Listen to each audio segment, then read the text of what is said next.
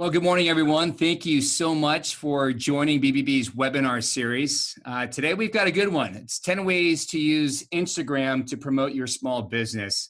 I'm going to just go over some simple housekeeping rules about the webinar. It should last anywhere from 30 to 40 minutes or so.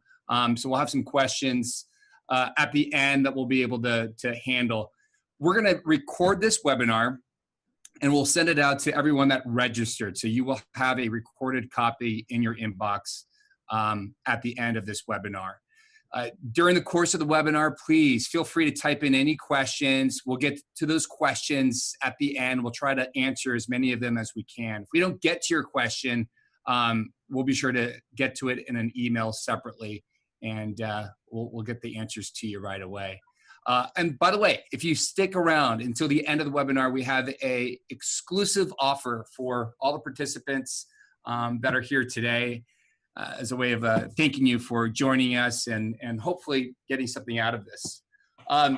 Quick introductions. I'd like to introduce Satita Yang. She is a digital marketer. She has more than a decade of experience working with small businesses, helping them grow with their digital marketing and proving their best practices. I've worked with Satita for a number of years now, and she has been a great champion when it comes to digital marketing and social media. So we're excited to have her today as part of this webinar series. A little bit about me. My name is David Quinlan. I'm Vice President of Marketing for BBB Northwest plus Pacific. So I oversee our brand, our digital marketing, our communications and advertising. And I come from a world of TV journalism. So I've had some experience working in social media channels in ways of telling stories and getting messaging out to people who obviously follow us on social media. So with that, Satita, I'm going to hand it over to you. You know, it's amazing to me. I remember when Instagram first came out, it was this incredible photo app sharing social media platform, but it has evolved so much, and now it's an incredible tool for small businesses. So we're excited to have you here and kind of walk us through the new and improved Instagram. Thanks, David. Hi, everybody. Thank you so much for joining us today. Before we get started, and I'm sure for some of you who have joined webinars that David and I have ran in the past, you're aware that we love to ask questions just to gauge the audience and the people who are on the webinar with us. So I'm going to start off the webinar with a question. How many of you actually use Instagram today for your business? All I need is a simple yes or no. Just type it into the chat box. I'd love to just get an idea of how many people here are leveraging Instagram today. So we've got a good group of people on the webinar today. There's a few hundred people on, and we're excited to get things going.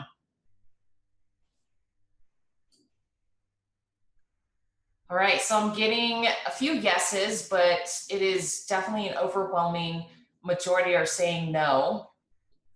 So you guys are in the right place. Even if you are, I hope that we're able to provide you some tips and tricks to help you improve your current Instagram strategy. So to get started, you know, I always want to start off with some stats to just look at why you should be on Instagram. When I talk to small business owners, they typically say, you know, Satita, I just don't see a point. I'm on Facebook, I'm on Twitter, I'm on LinkedIn, I'm on all these different social networks, and I'm just not sure why I should be on Instagram. So here are some stats. There's 800 million monthly active users. There are 25 million business profiles. 80% of users follow a business. 60% find new products, and 75% take action after visiting a post. So what does this tell you as a business owner? I think what it tells you is that this kind of paints the landscape of what types of opportunities lie ahead if you were to take advantage of really building out a solid Instagram strategy for your company. So before you get started, I always want every business owner to take a few steps back. And the first thing is I always say, you know, you want to create a strategy. And within that strategy, it's about painting the bigger picture, having a roadmap of what you're looking to do, how you're going to go about doing it, and why. Why does it truly matter to your business? I think in marketing, whether it's in sales or operations, anything that you really do, it's always has to come back down to how is this truly going to help foster business growth. So within your strategy, and this isn't in a particular order, but one of the things you want to include is you want to include identify goals. So identifying goals means that you have a clear understanding of what you want to achieve. Are you looking to drive traffic to your website? Are you looking to generate leads? Are you looking to generate more sales? Next up, know your KPIs, your key performance indicators. These are clear metrics that you absolutely know you're going to be tracking and measuring along the way so you can understand, are you moving the needle? Is everything that you're posting on Instagram, is it actually having the type of impact you were hoping it was going to have? And you want to develop a content calendar. So typically when you think about content calendar, I'm sure some of you have heard that it works out really well if you're trying to plan out your blog or maybe your email calendar or any of those things. But specifically for social media, and now breaking it further down to just Instagram, you want to make sure that you have a place, a repository where you track and put all your different ideas into one centralized place so you have an idea of what type of content you're going to be publishing, who it's going to be for, and what is the call to action for each of those pieces. Next up, research your competitors. Now, I know some of you might say, none of my competitors are on Instagram. And then some might say, yeah, I see a few of them on Instagram. So for those who don't see your competitors on Instagram, I think that creates a bigger opportunity for you to have a larger presence than them and to tap into a market in which they haven't done so yet. For those who do have your competitors on Instagram, this is an opportunity for you to really research what they're doing that's working really well, that's engaging with their followers, and what are they doing that's not working so well so that you can capitalize on that and make it work to your advantage. And then next up, research business profiles that you like. And sometimes when you think about business profiles, it's not just, a big company. It could be an individual that considers themselves as, a business person. And so look at these profiles and see what you really love about it and gauge their audience and understand what is it that their audience is engaging with and how are they interacting with their audience. These are all things that you can utilize as ideas to put forward towards your own Instagram strategy. So to start it off, the number one thing I think is a no-brainer. You want to create a business profile. And how that helps is you can build awareness. So when you think about followers, one of the main objectives that I get is people will say, Satita, that's great to have 30,000 or 100,000 followers, but it's all about quality over quantity. And in this case, I would say for Instagram specifically, when you have a lot of followers, it does, from an optics standpoint, build that credibility for you, where people say, okay, so you have a lot of followers, you must be doing something right. People must be loving your content.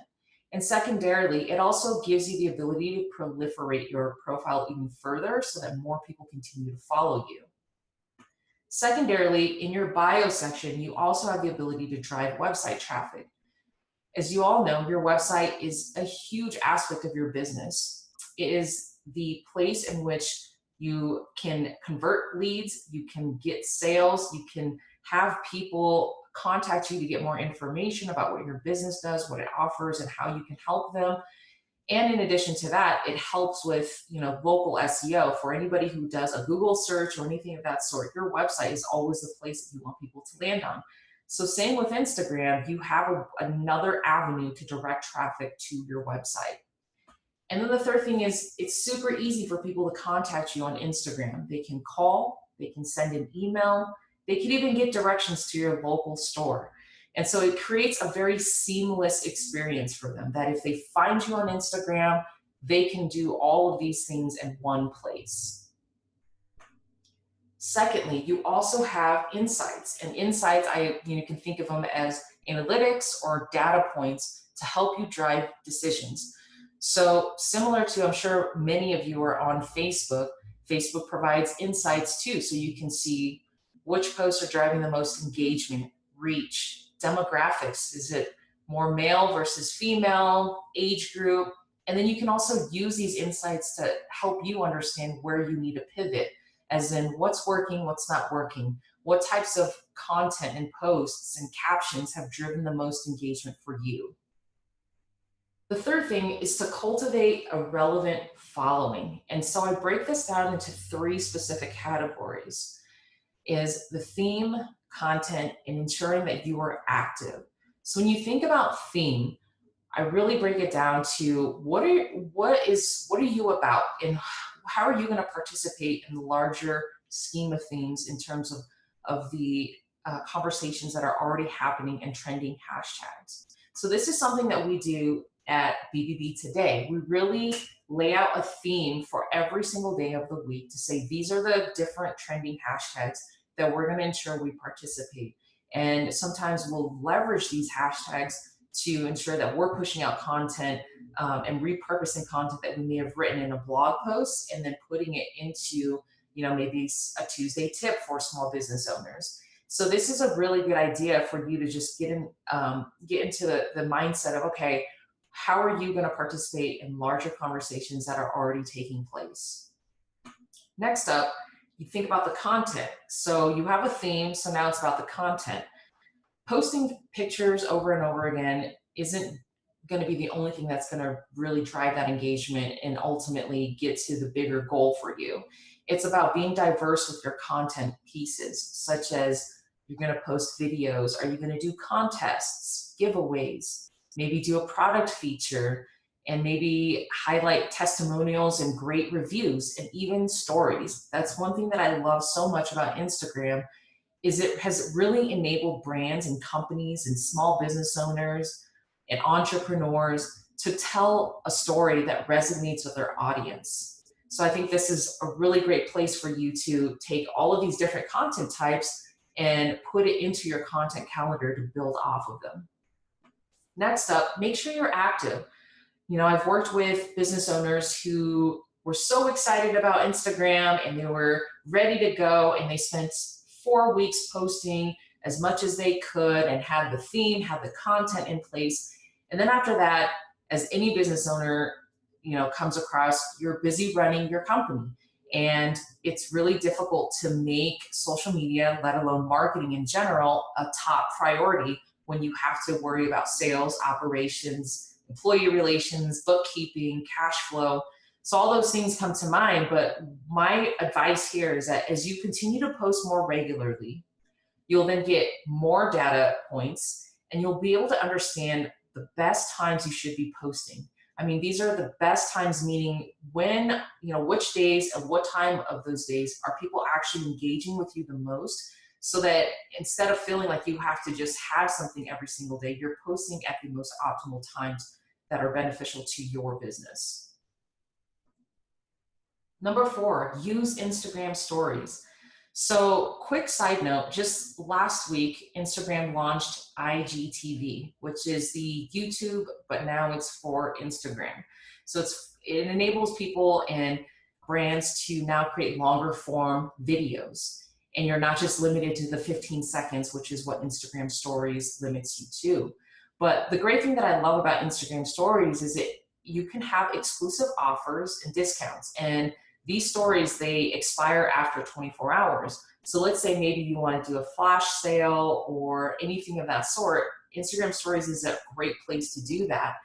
And then you can have a way to really humanize your brand. And I used Gary Vee as an example because something that he does quite regularly is he doesn't have just these really well put videos that are professional, but he'll sometimes just hold his iPhone to his face and just talk about an inspiring or empowering entrepreneurial message.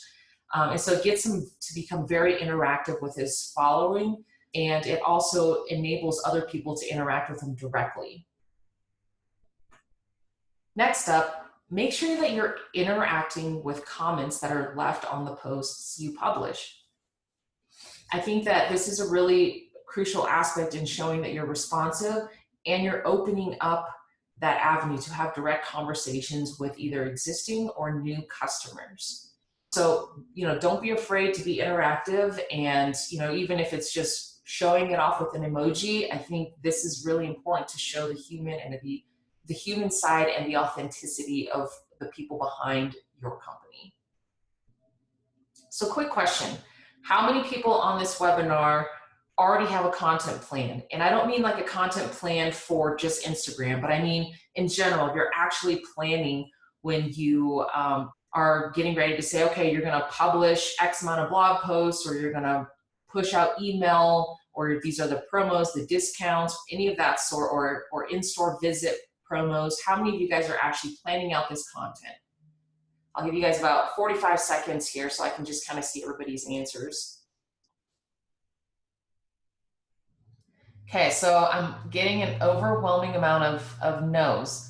And the reason why I'm asking this question isn't because, you know, it's a rhetorical question, but I'm asking this question because it's an opportunity for you to repurpose content. So typically the way that, you know, business owners will look at their content is they'll say, oh, you know, here's 3 blog posts that I published, or here's 3 email messages that I've pushed out this week. And now they're done. They sort of let it die out. But you actually have the opportunity to repurpose that content onto Instagram as well. So for example, let's say you decide to push a promotional offer that, you know, with summer around the corner and super hot outside, maybe you run like an ice cream shop, people can now get 20% off if, you know, they come with a group of their friends.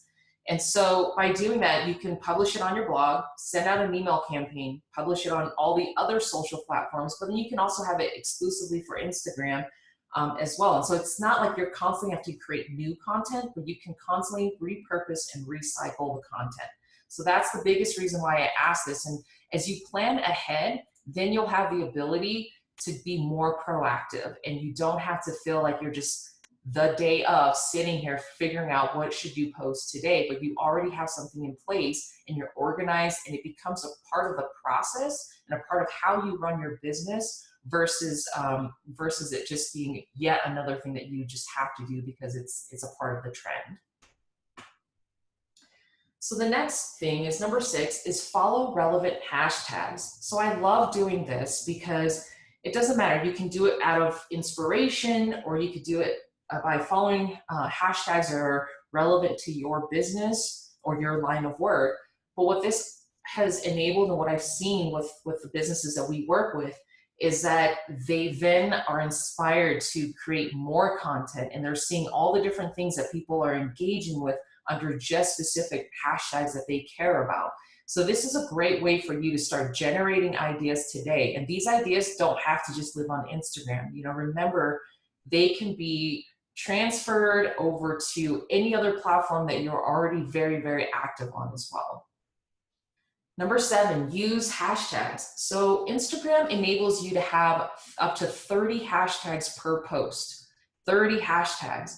So I use them nonstop, and David does as well. But what it does is it helps drive engagement, and it gets you visibility for your Instagram account. So think about the same idea of people who are following specific hashtags.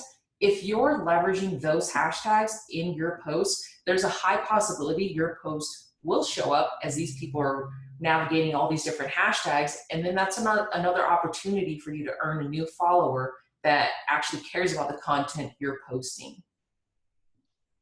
So quick bonus tip, these are 2 tools that I absolutely love to use. So go ahead and write them down. It's All Hashtag and Hashtagify. These tools are amazing because they give you a head start to just leverage current trending hashtags that are already on Instagram. So you don't have to feel like I have no idea what hashtag I should use. You have tools that you can leverage for that.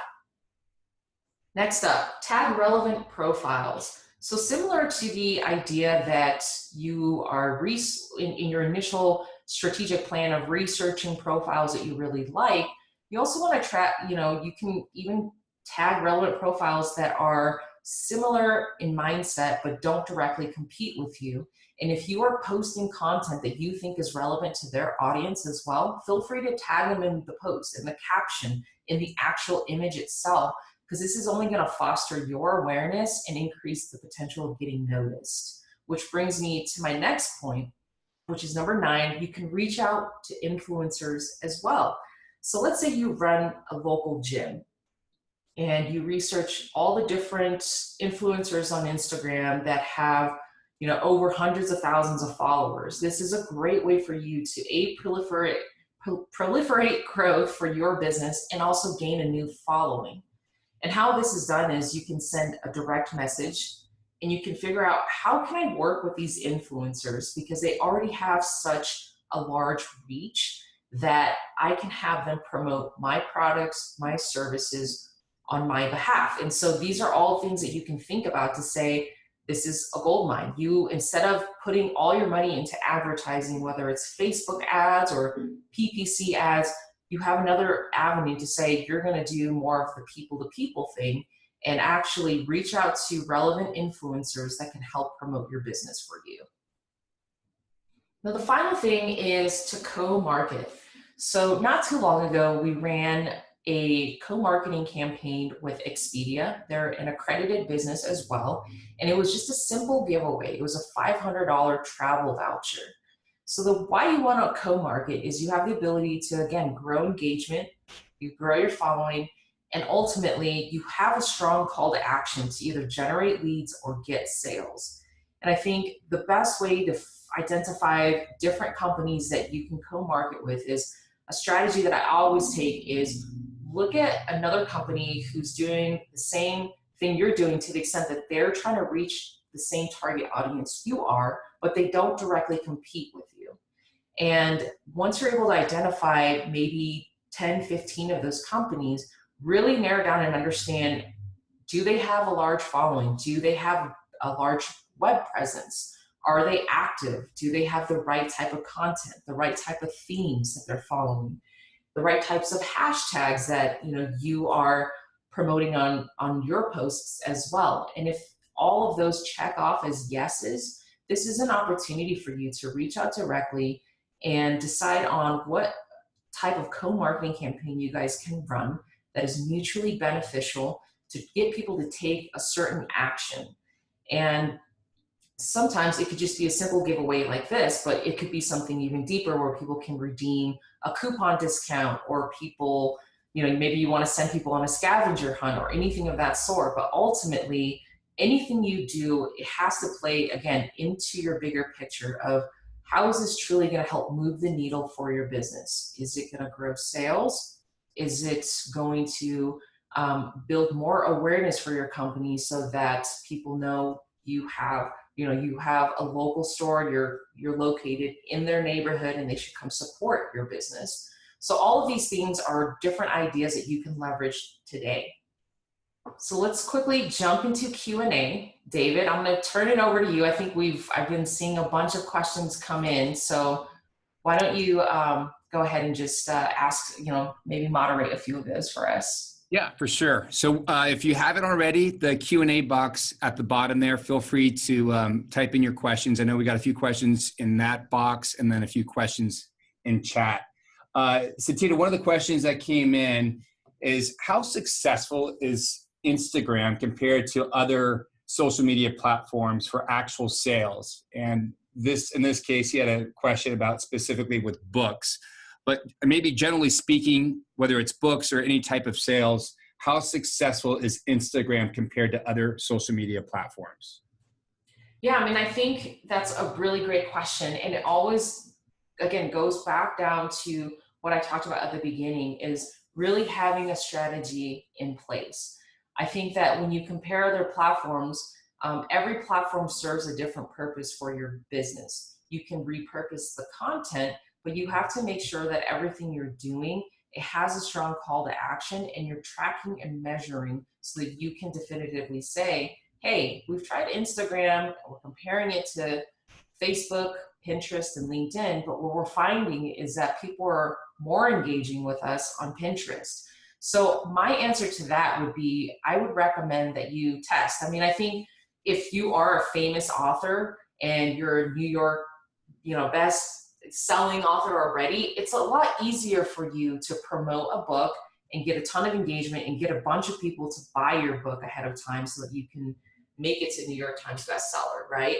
But if you're more of a smaller niche, author and you don't have that large following, it's going to take a little bit of time. And when I say time, it's going to take a little bit of money too, where you're going to have to put some time and money into advertising and doing local events and getting people to interact with you both offline and online.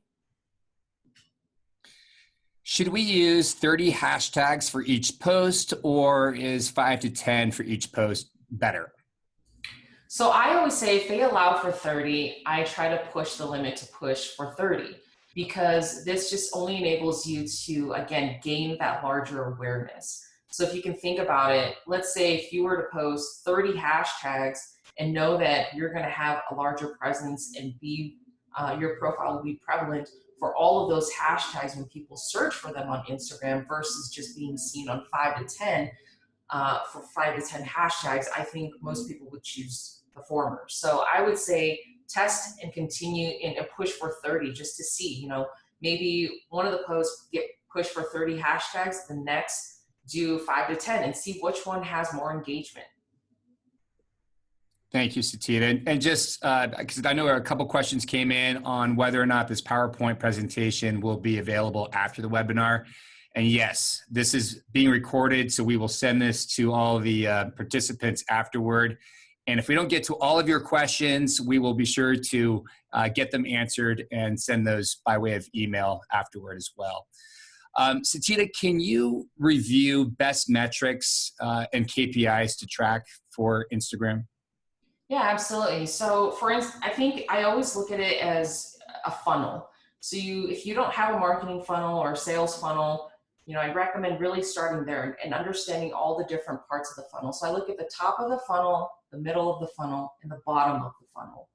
So the top of the funnel are always metrics that are more like top line, just to kind of get you to understand if things are progressing in the right direction, such as impressions, your reach, it could be comments, shares, things like that. And then the middle of the funnel are when people are truly actually beginning to take some sort of action, like maybe they're following you, they're liking the majority of your posts, to they've now subscribed to your newsletter, or they're visiting your website and they want more information. And then bottom of the funnel is the sale. It's a sale and the retention piece. So once you get a sale, it doesn't just stop there. How are you going to get people to continue to come back? Satita, does Instagram work better than Facebook? Good question. So I think that kind of, in a sense, aligns a little bit with the first question about books and authors and the other social media platforms. I think it really depends on the type of content and what you're trying to do. So I would recommend testing both.